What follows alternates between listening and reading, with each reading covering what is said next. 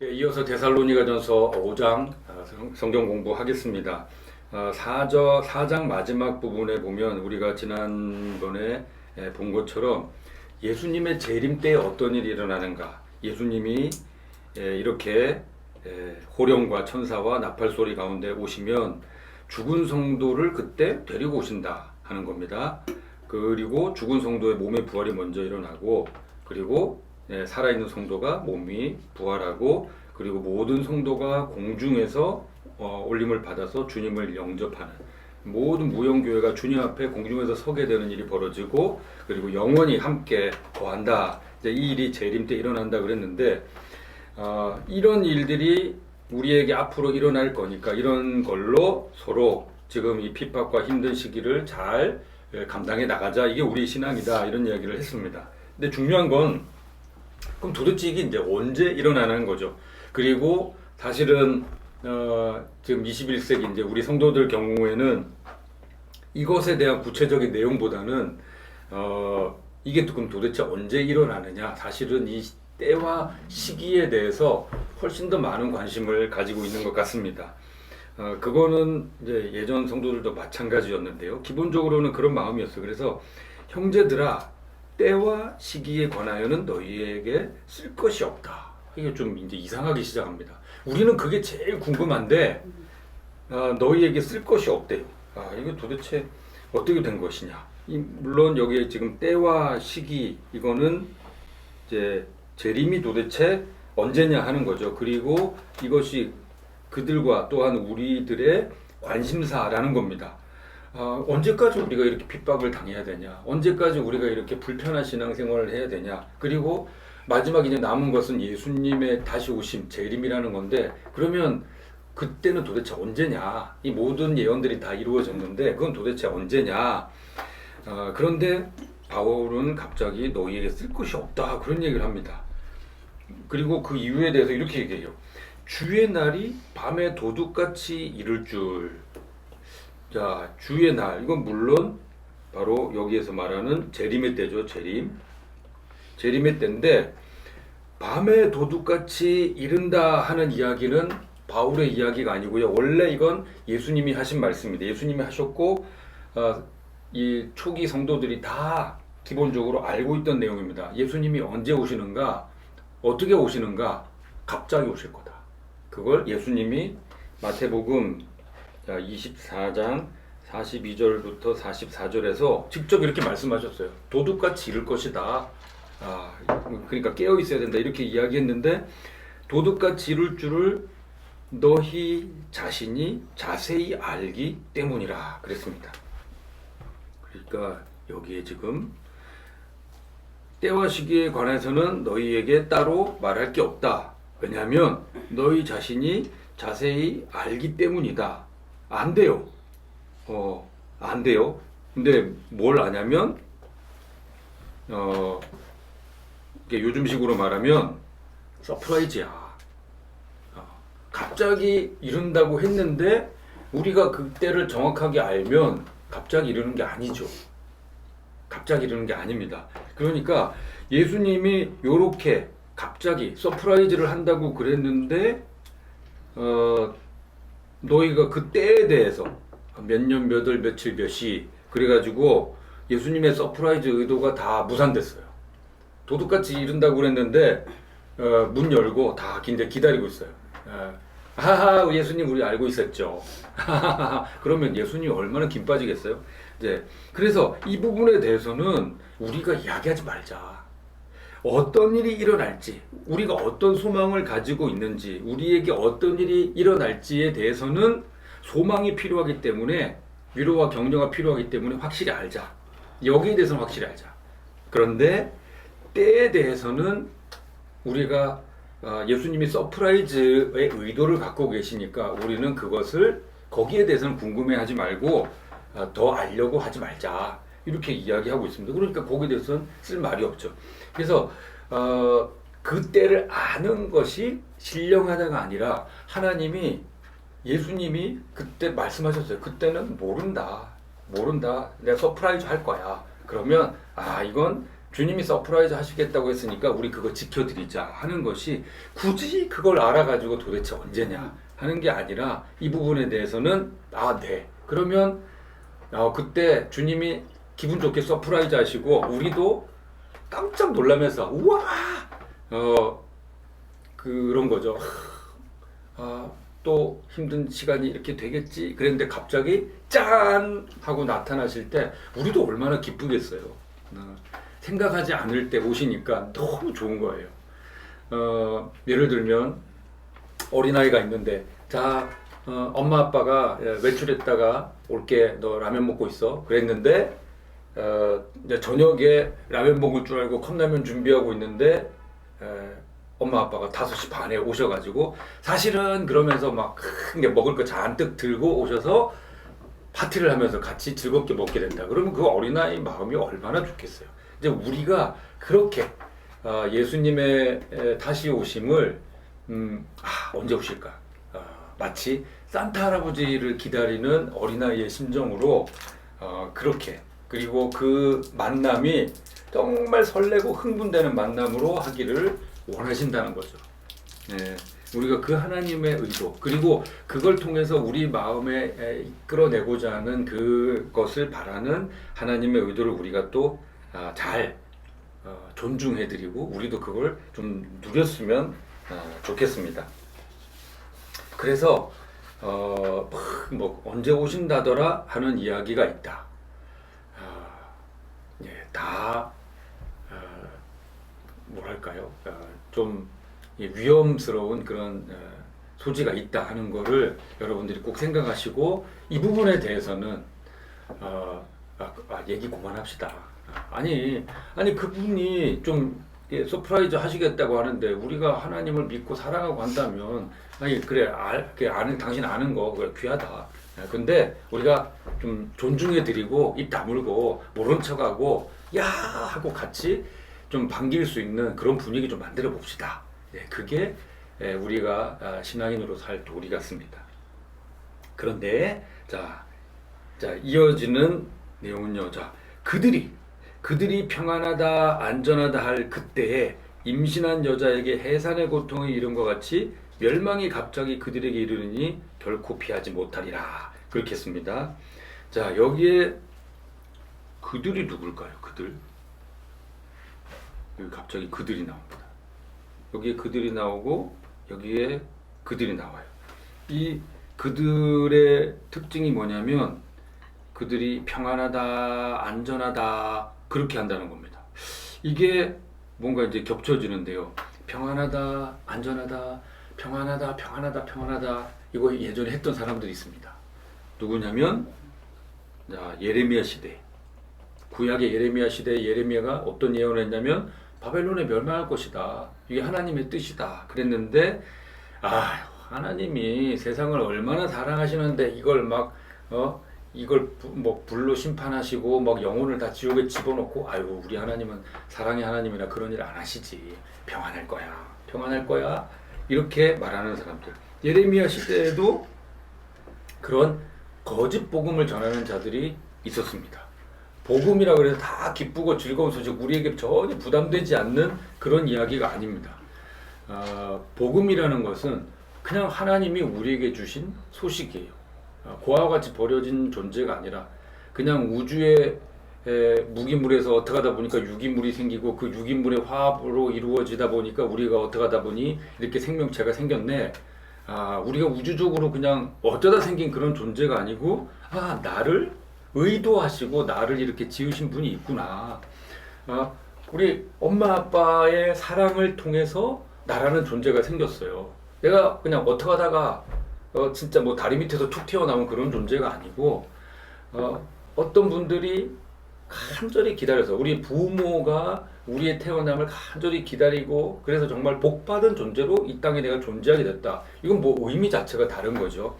그런 것처럼 하나님이 우리에게 그런 뜻을 가지고 있다. 이것이 복음입니다. 그래서 여기에 이 그들이라는 것은 그들은 거짓 복음을 전하는 자들입니다. 거짓 복음을 전하는 자들. 그들은 네, 마치 임신한 여자에게 해상의 고통이 이름과 같이 갑자기 어떤 일이 벌어질 것인가. 예, 거짓 복음을 전하는 자들에게는 정말 말 그대로 멸망이 갑자기 그들에게 이를 것이라고 했습니다. 그런데 여기에 대해서 형제들아 너희는, 이게 바로 저 위에 이 그들에게 대비되는 개념이죠. 형제들아 너희는 어둠에 있지 아니하매 그날이 도둑같이 너희에게 임하지 못하리니. 자, 이 사람들에게는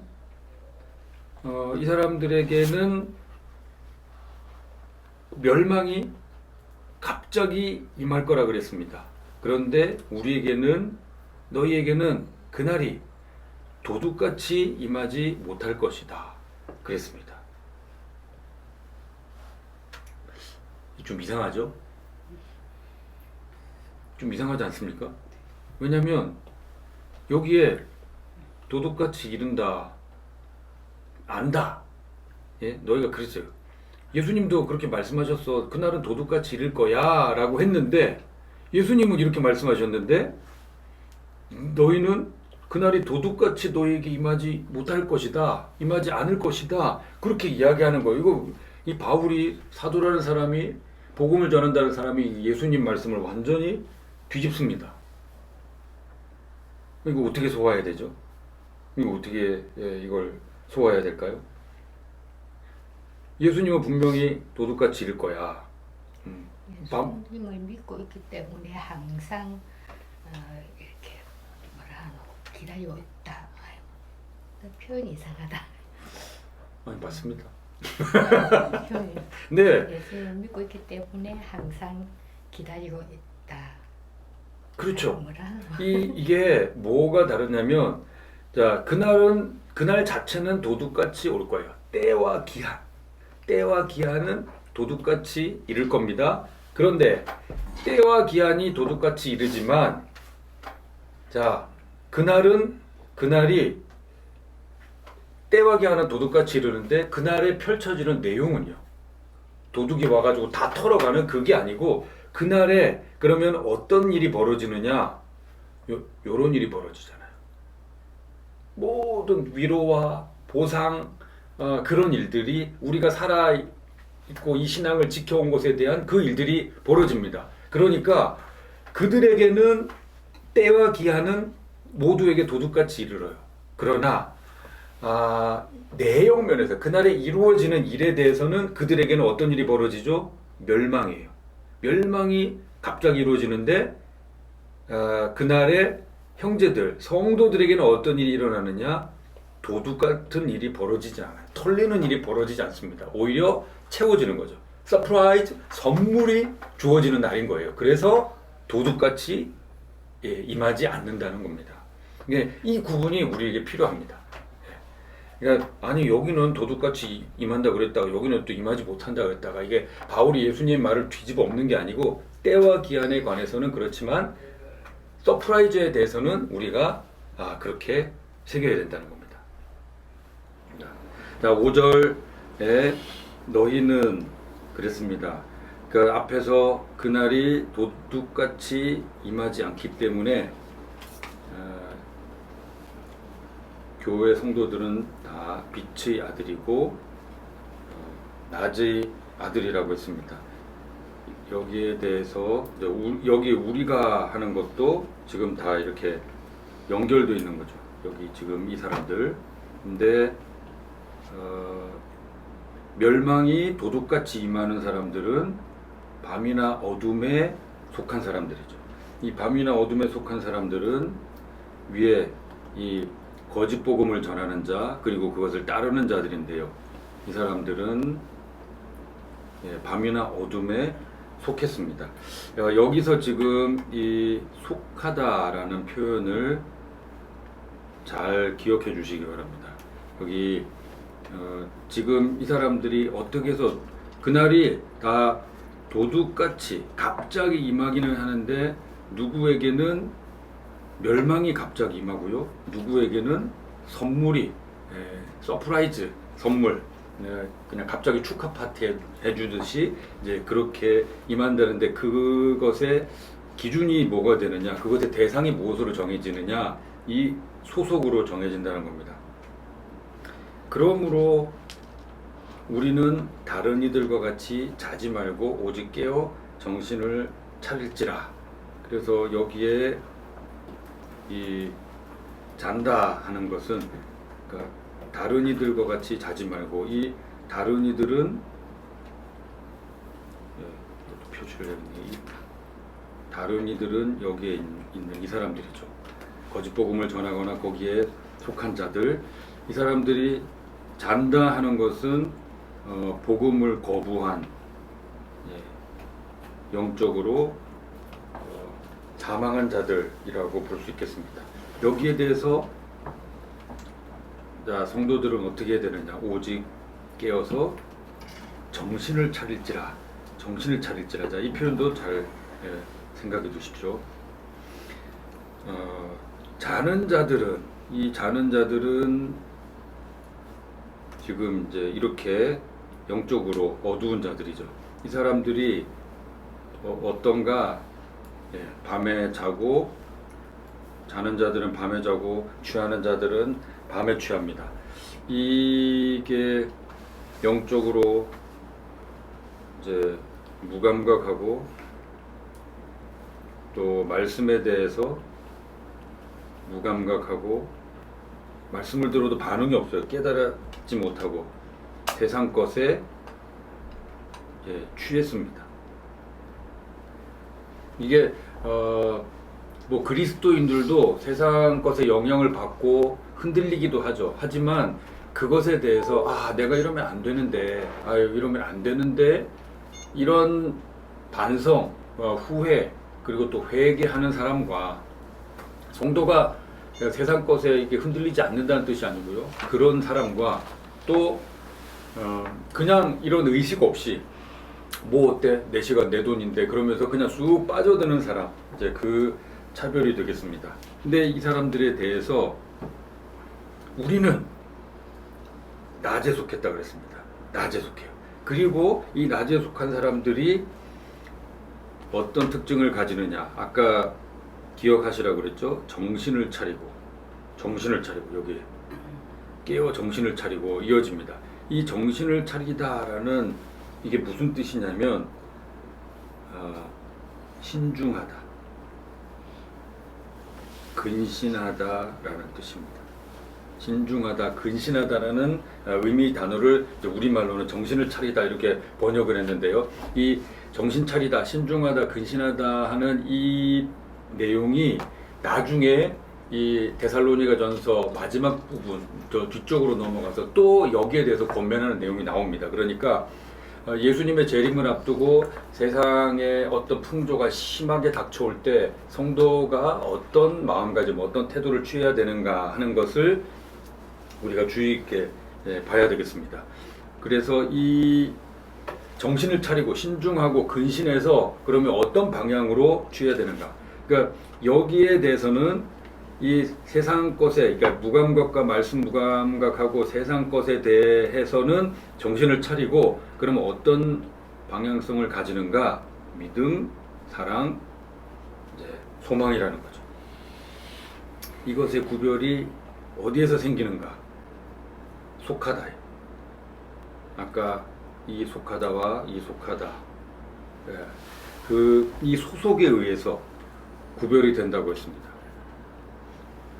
밤이나 어둠에 속한 자들에게는 멸망이 갑자기 임하고, 낮에 속한 자들에게는 그날이 도둑같이 임하기는 하지만은 축하 파티 같이 그렇게 깜짝 서프라이즈 선물로 임하게 되는데, 이걸 생각하고 이걸 바라고 있는 사람들은 낮에 속했기 때문에 어떤 반응을 보이는가? 믿음, 사랑, 소망을 추구하는 삶을 산다는 겁니다. 그런데 이것이 어떤 역할을 하는가?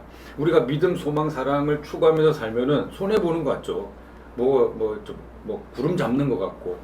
그런데 왜냐하면 세상 사람들은 돈, 명예 뭐 이런 걸 추구하니까요. 그런데 이런 것을 추구할 때 그것의 역할이 뭐냐면, 역할이 이런 역할을 합니다. 우리의 마음을 지켜주는 호심경, 우리의 마음을 지켜주고 우리의 머리를 지켜주는 투구와 또 같은, 그러니까 이 믿음, 사랑, 소망이 우리가 정말 이 세상에서 필요한, 정말 모든 사람들이 추구하는 그것을 추구하지 않는 것 같아서 멍청하고 바보 같고 뭐 다른 목표로 사는 것 같은데, 그것이 결국은 우리의 심령을 지켜주는, 영혼을 지켜주는 호심경, 예, 이 심을 지켜준다는 뜻이죠. 예, 이 호심경과 머리를 지켜주는 투구를 쓰는 것처럼 된다는 겁니다. 9절로 넘어가세요. 하나님이 우리를 세우심은 노하심에 이르게 하심이 아니요 오직 우리 주 예수 그리스도로 말미암아 구원을 받게 하심이라. 여기에 예수님께서 죽으심, 예수님의 하나님의 의도가 나와 있는데, 예수께서 우리를 위해 죽으사 우리로 하여금 깨어있든지 자든지 자기와 함께 살게 하려 하셨느니라. 우리에 대해서 뜻, 성도에 대해서 뜻은 구원을 받게, 그리고 우리를 살게 하려 하심이라고 했습니다. 우리를 향한 목표예요. 그런데 이것이 우리에게 어떻게 이루어지는가? 주 예수 그리스도로 말미암아. 그리고 살기는 살되 어떻게 사는가? 예수님과 함께 살게 하려 하심이다 하는 겁니다. 여기에 지금 깨어있든지 그랬는데요. 깨어있든지 자든지 뭐 이렇게 나옵니다. 이게 깨어있든지 자든지, 이게 첫 번째 뜻은 정말 죽든지 살든지가 될 수도 있고요. 그 다음에 근신하든지 영적으로 깨어서 못하든지,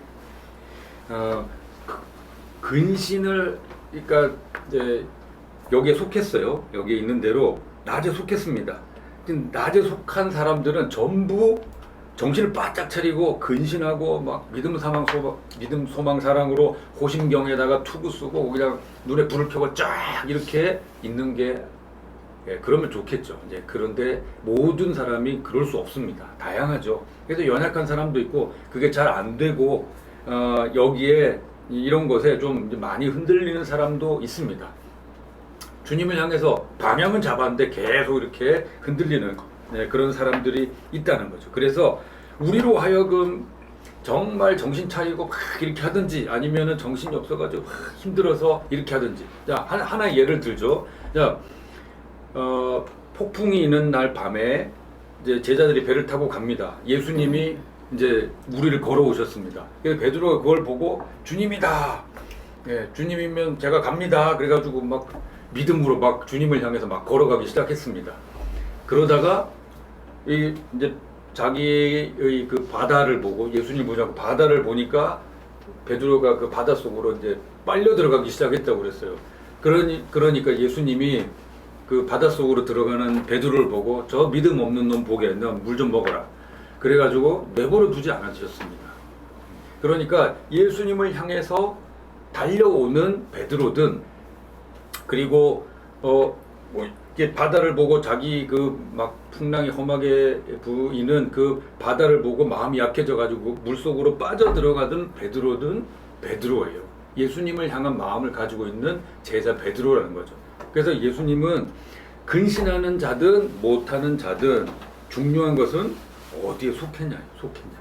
그래서 우리에게 임한 구원이 오직 하나님의 은혜이고, 우리가 근신을 제대로 하면 구원받고, 근신을 못하면 구원을 못 받는, 그게 아니라 우리를 근신을 못하고 여기에 대해서 아무런 감각이 없는 그런 상태에서 우리에게 성령을 주셔서 하나님을 향해서 반응하게 하고, 잘못 살 때 회개하게 하고, 이런 것을 주신 이것이 우리에게 임한 구원의 근거가 된다는 겁니다. 내가 잘 살아야 구원받고 못 살면 구원을 못 받는다가 아니고 오직 은혜로 말미암아 그 은혜를 믿는 그 믿음으로 우리는 구원을 얻습니다. 그러므로 피차 권면하고 서로 덕을 세우기를 너희가 하는 것 같이 하라. 지금 너희 잘하고 있다. 데살로니가 교회 여러분 잘하고 있습니다. 여기에. 근데 혼자가 아니죠. 피차. 서로 이렇게 혼자는 참 이게 신앙생활을 할 수 없습니다. 너무 힘든 일이에요. 그래서 서로 또 한 사람이 약해질 수도 있고 그러니까 서로 권면하고 서로 덕을 세워주고 같이 이 덕을 세운다는 게 뭐 착한 일 한다 그런 의미가 아니고요. 이게 함께 서로를 교회된 서로를 세워간다는 이제 그런 의미입니다. 그러니까 권면하고요, 위로하고요, 서로 위로해주고 이제 한 몸으로 세워주는 그런 일을 지금 잘하고 있는데 열심히 서로 더 그렇게 해야 된다. 왜냐하면 지금 핍박의 어려운 상황이고 우리가 예수님의 재림을 바라고 살고 있기 때문에 그렇게 이야기한 것입니다. 자, 이제 12절부터는 이 성경의 이제 마지막 부분 이제 정리가 되고 있는데요. 자, 형제들아 우리가 너희에게 구하노니 그러면서 이제 마지막 여기 있는 대로 권면과 끝인사입니다. 너희 가운데서 수고하고 주 안에서 너희를 다스리며 권하는 자들을 너희가 알고. 자, 이 사람이 누굴까요? 너희 가운데서 수고하고 주 안에서 너희를 다스리며 권하는 자 누구죠?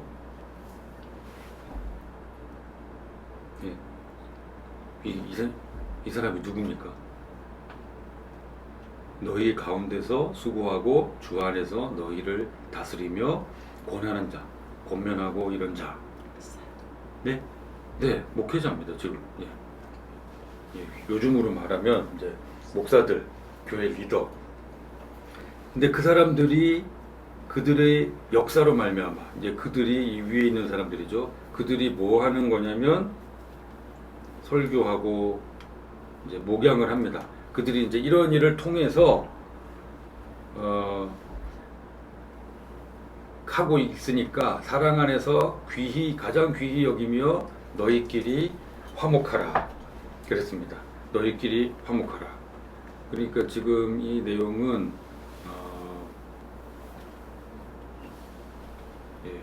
목사를 향한 그런 권면이죠. 이 목회자들이 아무래도 이 소수 목회자가 다수의 성도를 향해서 이제 권면하는, 목양하는 이제 이런 스타일로 이제 교회가 이렇게 구성되어 있습니다. 그랬을 때,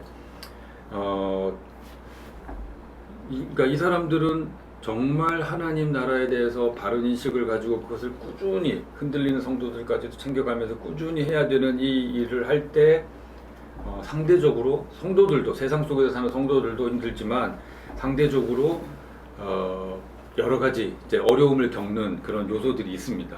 왜냐하면 다른 성경에 나와 있듯이 이건 마치 자기가 회개하는 것처럼 회개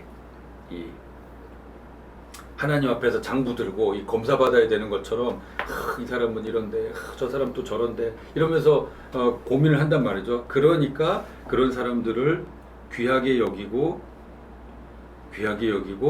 그 사람들과 화목하라는 거죠. 그러니까 이 사람들이 어떻게 사는지 어떤 사람인지 너희가 알고 있지 않느냐, 이제 경험하지 않았느냐 하는 겁니다. 이건 이제 그 데살로니가 성도들 또 데살로니가 교회 지금 이제 리더십이라고 하는 그 사람들을 향한 것도 있지만 또 한편으로는 지금 계속해서 복음 전하고 교회를 세워 나가는 바울과 이 전도팀에 대한 것이기도 합니다. 왜냐하면 그 바울이 마게도냐 지금 그리스 북부 지방에 처음 들어오고 계속 이제 밑으로 내려오고 전도 여행을 해 나갈 때 바울이 이 전도 여행을 지지하고 했던 그 교회가 초기에 그 표현을 하죠. 빌립보 교회 하나밖에 없었던 거예요. 그러니까 바울은 선교 사역을 하면서도 힘든 가운데 있었고, 그래서 어쩔 수 없이 바울은 그 텐트 메이커 자비냥, 자기가 주중에는 일하고, 그러니까 안식일에는 가서 이제 유대인들 중심으로 이제 복음을 전하는 그런 스타일로 사역을 할 수밖에 없었던 게 뭐냐면. 이들을 믿고 지지하고 당신 사역 귀해요 그러면서 그들이 생활할 수 있을 만큼 성교 헌금이 충분하지 못했기 때문에 그런 겁니다. 그래서 바울이 자비량 사역을 했으니까 자기가 벌어서 자기가 사역했으니까 바울처럼 그렇게 해야 된다가 모델이 아니고요. 바울이 그것에 대해서 아쉬움을 표해요. 어쩔 수 없기 때문에 후원하는 교회가 적기 때문에 어쩔 수 없이 생계를 위한 일을 할 수밖에 없었던 겁니다. 그러니까 그들을 귀하게 여기고 화목하고 목회자들을 격려하고 그게 좋다 이제 하는 거죠. 그리고 또 형제들아 너희를 권면하노니 이제 성도 간에 향한 겁니다. 여기는 자 이걸 이제 표시를 해보죠. 게으른 자들을 권계하며 약한 자들, 마음이 약한 자들을 격려하고 힘이 없는 자들을 붙들어주며 모든 사람에게 오래 참으라. 자, 이 권면 내용 1, 2, 3, 4 일단 지금 14절에서 이런 내용들이 나옵니다. 여기에 지금 여기 게으른 자들 그랬는데 여기 아침에 뭐 늦잠 자고 이런 사람들이 아니고요. 이 뜻은 불순종하는 사람들입니다. 불순종하는 사람들, 뭐 게으른 자 아침에 안 일어나는 사람들 빨리 일어나세요 이게 아니고 불순종하는 사람들, 하나님 말씀을 들었는데 거기에 대해서 불순종하는 사람들을 권계한다는 말은 이제 책망한다는 말입니다. 꾸짖기도 해야 되는 거예요. 그렇게 하면 안 됩니다. 책망도 해야 됩니다. 우리의 신앙을 위해서는 하나님이 우리를 성경 말씀에도 책망하는 내용들이 많이 나오죠. 자, 마음이 약한 자들 누구냐 하면은 이 사람들은 소심한 사람들입니다. 무엇인가 정해서 꿋꿋하게 가지 못하고 뭔가 이렇게 마음이 약한 심약한 분들이 있죠.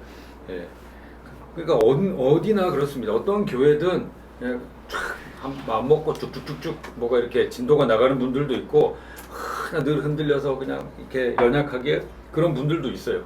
근데 당신 왜 그래가 아니고 그런 사람들도 격려해서 같이 가는 것이 교회의 모습입니다.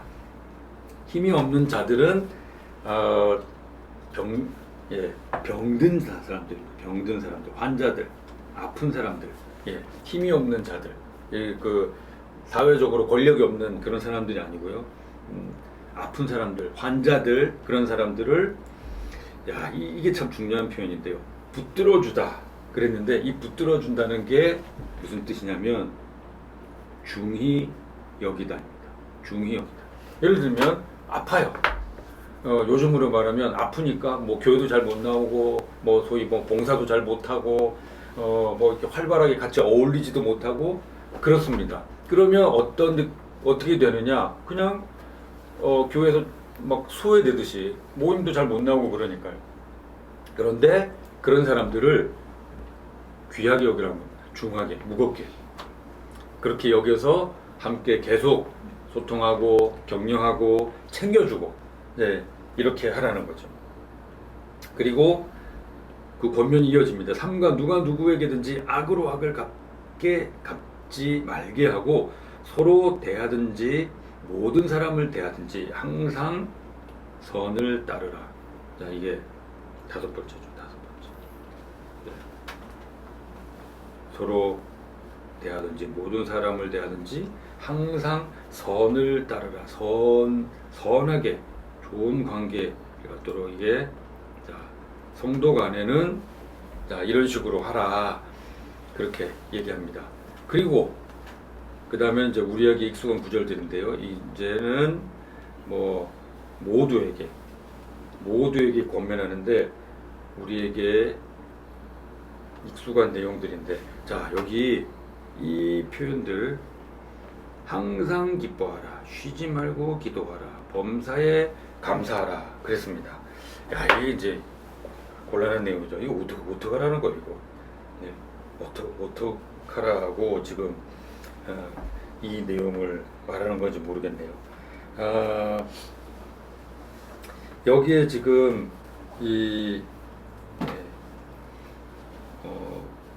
항상 쉬지 말고 또 범사에 감사하라. 이게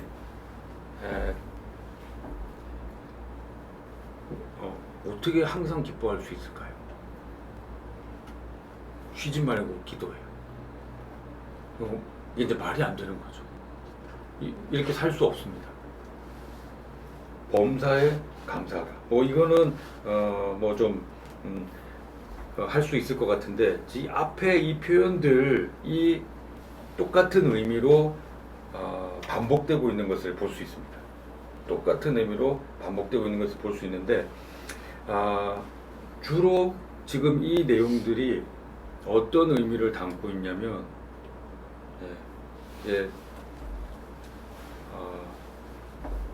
하나님 앞에 이런 태도를 가지라는 건데요. 특별히 이 내용들이 다 명령형입니다. 자, 우리가 기쁘다 그랬을 때 어떻게 기뻐할 수 있을까요? 언제 기쁘세요? 네? 도파민이 나올 때. 자, 그러면 언제 도파민이 분비되나요? 도파민이 분비되는 경우, 최근에 무슨 일로 도파민이 분비되셨습니까? 야구? 네? 야구에서 응원하는 팀이 이겼어. 이겼을 때. 그렇죠. 네. 으아! 그러면 이제 기쁘죠. 네. 그러면은 도파민이 분비되려면 항상 그 팀이 이겨야 된단 말이야. 이게 불가능한 일이고.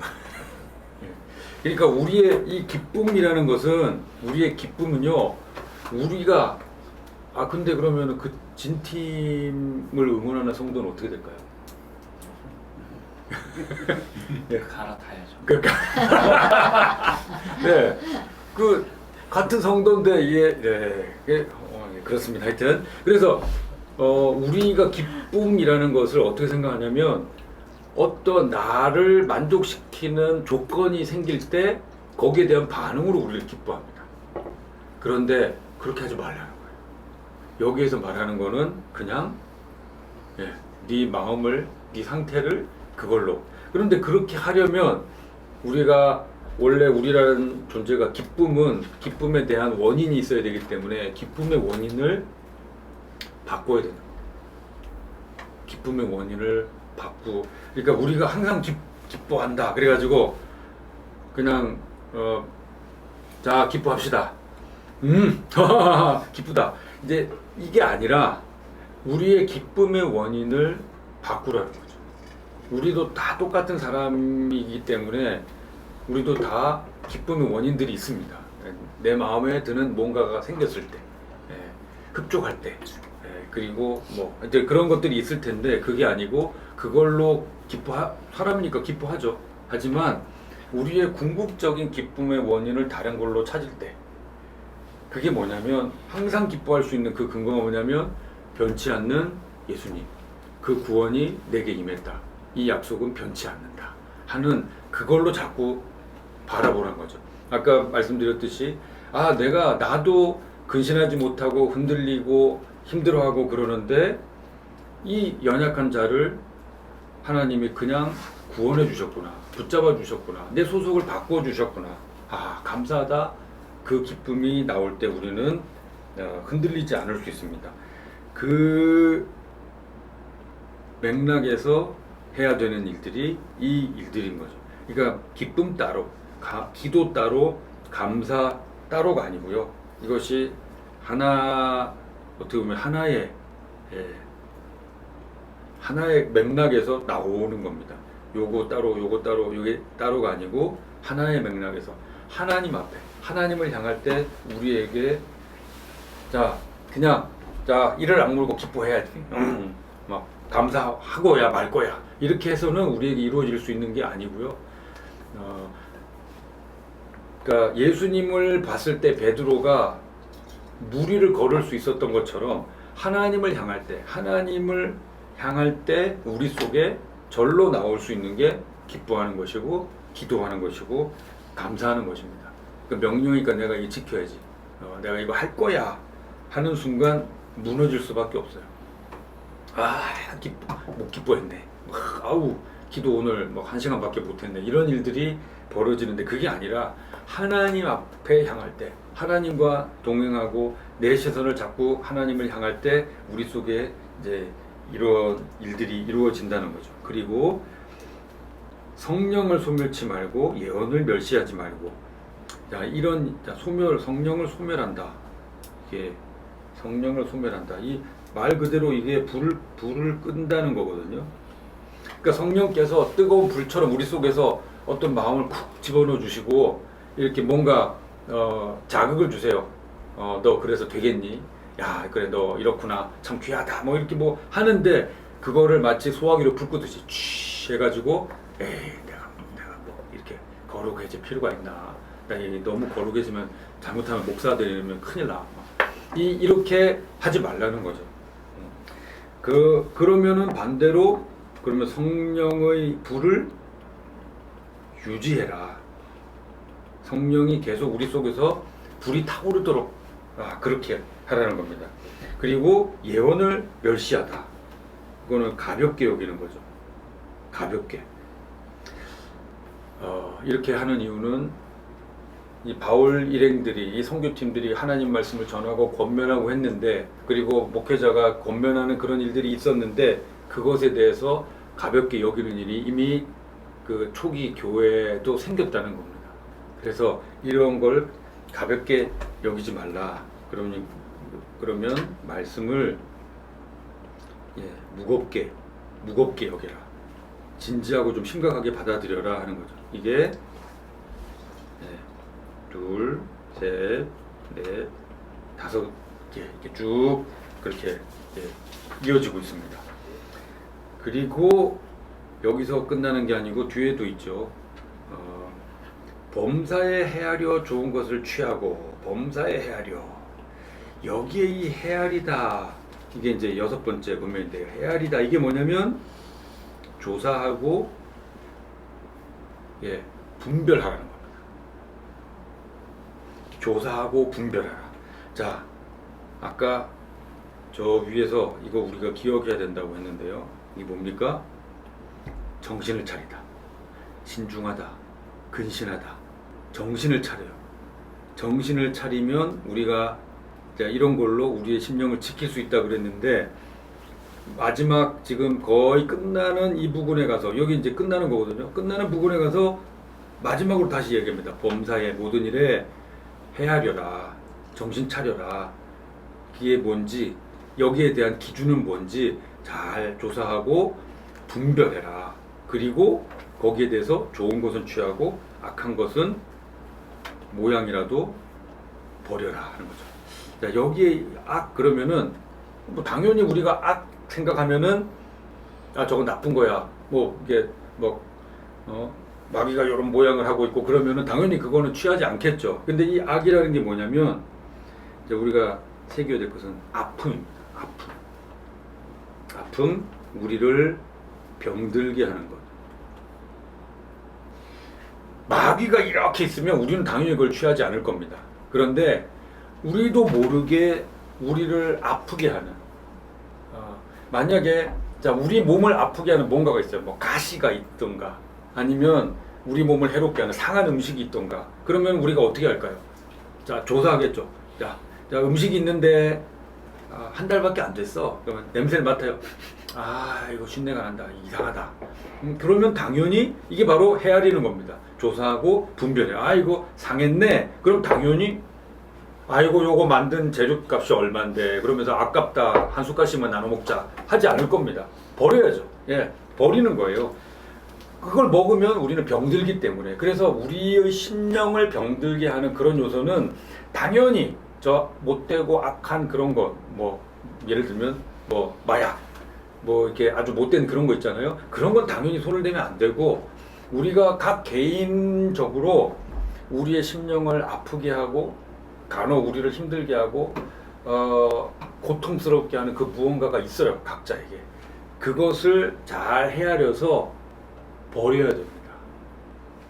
간간히 이게 어제처럼 뭐 비 오거나 이러면은 괜히 우울한 음악 하나 틀어놓고는 그 상처, 아픔, 저 악이라고 표현한 요거를 살짝 끄집어내가지고 고이 접어놓던 거 이렇게 저 금고에서 꺼내가지고는 막 멜랑꼴리 해가지고 막 이렇게 그 심령이 다시 병들면 안 되고 예수님이 싸매주시고 했던 그 예수님이 싸매주신 반창고 붙여놔 주신 것을 그걸 반창고 뜯어가지고 내가 벅벅 긁고 있으면 다시 덧날 수밖에 없죠. 그걸 버려라 하는 겁니다. 그러니까 먼저 헤아려야 취하던가 버릴 수 있죠. 그 기준은 말씀입니다. 말씀. 우리를 향해서 그래서 우리가 말씀을 많이 알고 공부를 하는 것이 필요합니다. 자, 마지막 부분입니다. 평강의 하나님이 친히 너희를 온전히 거룩하게 하시고 또 너희의 온 영과 혼과 몸이 우리 주 예수 그리스도께서 강림하실 때 흠없게 보존되기를 원하노라. 자, 여기 보면은 거룩하게 하세요. 지금 계속 현재적으로 계속 우리를 거룩하게 하십니다. 그리고 흠없게 보존되기를, 이거는 우리에게 미래에 일어날 일이죠. 예수님께서 다시 오실 때 흠없게 예수님을 맞이하는 그렇게 되기를 원합니다. 이 일들로 어떻게 되느냐? 너희를 부르시는 이는 미쁘시니 그가 또한 이루시리라. 뭘요? 이걸. 이루세요. 우리의 거룩함, 흠없는 보존이 우리 속에서 나오는 게 아니고 그분이, 우리를 부르시는 그분이 이루신다는 겁니다. 이 소망이 우리에게 있기 때문에, 자, 형제들아, 우리를 위하여 기도하라. 이게 마지막, 제일 진짜 마지막 인사입니다. 우리를 위하여 기도하라. 모든 형제에게 문안하라. 그리고 이 편지를 읽어주라. 회람하는 거죠. 여러 성도들이 같이 열심히 이 말씀을 듣고 읽고 이 말씀을 잘 받아들일 수 있도록 모든 형제는 이제 바로 교회를 가리키는 것이 되겠습니다. 그리고는 마지막에 우리 주 예수 그리스도의 은혜가 너희에게 있을지어다, 있기를 원합니다. 이게 약식 축도가 되겠습니다. 우리 주 예수 그리스도의 은혜와 하나님의 사랑과 이렇게 하지 않아도 마지막 이 우리 주 예수 그리스도의 은혜가 너희에게 있을지어다, 바울이 복을 쏴주는 건 아닙니다. 원래 이거는 있기를 원합니다라는 그런 표현인데요. 너희에게 있을지어다, 이렇게 핍박이 있지만 그 가운데서도 그것을 감당해내는 데살로니가 교회를 향해 축도로 마치고 있습니다. 데살로니가전서 이렇게 마치도록 하겠습니다. 감사합니다.